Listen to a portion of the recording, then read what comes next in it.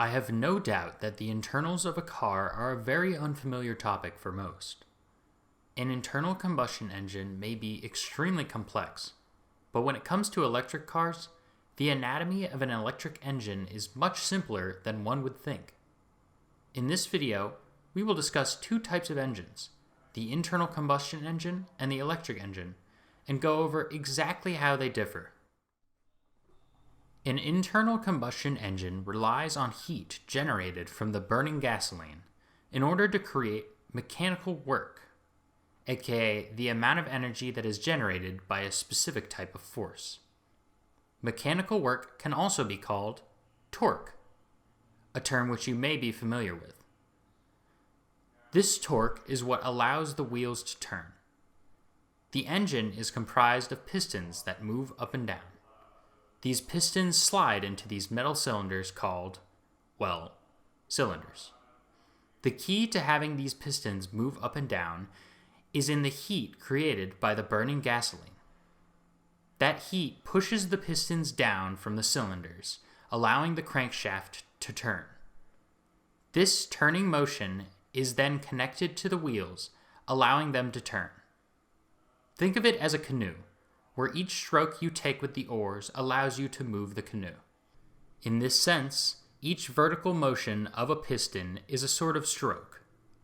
Finally, the excess smoke created by the burning of gasoline is expelled from the exhaust pipe.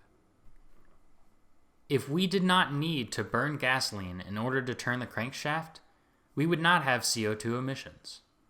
This is where the electric engine comes in. An electric engine functions differently than a typical gas guzzler.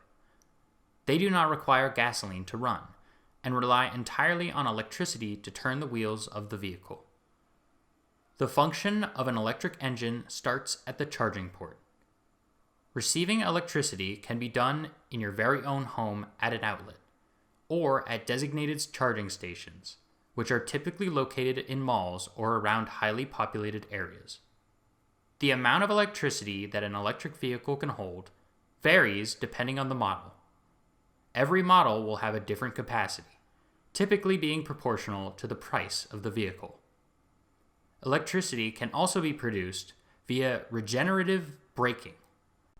Regenerative braking refers to an electric vehicle's ability to store thermal energy introduced by the presence of heat, that is produced via friction between the wheels and the cement. This thermal energy is then converted into electricity and sent back to the battery. Even though some electric vehicles can generate their own electricity via braking, a majority of the electricity used in the motor function of a vehicle will come from the battery. The battery itself is just a large collection of household lithium-ion batteries stored in a single battery pack. Because of the way the batteries are laid out, this makes recycling a car battery very difficult. But how does the engine itself work? The engine creates its torque via an induction motor. The induction motor is comprised of two central components, a stator and a rotor.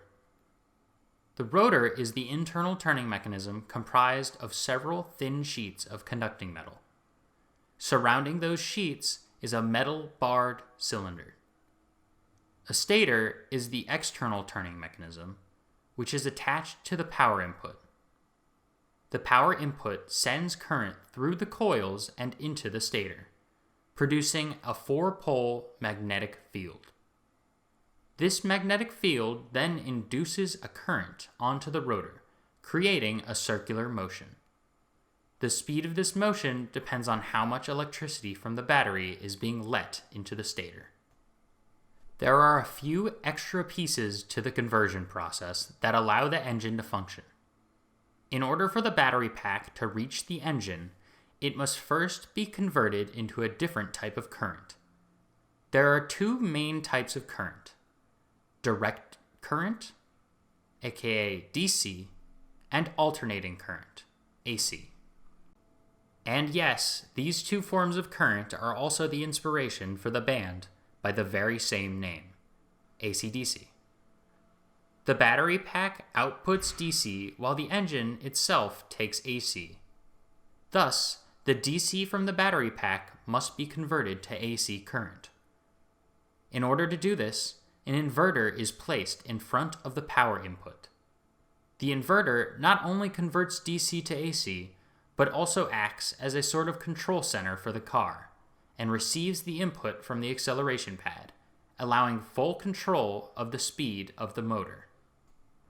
Because the anatomy of an electric vehicle is so lightweight compared to a gas-powered vehicle, fully electric cars are typically much faster than gas-powered ones, at least in terms of acceleration. In terms of environmental safety, breaking away from CO2 emissions is an amazing benefit. The biggest issue in using an electric car is the battery pack, which will begin to deteriorate after just about 5 years.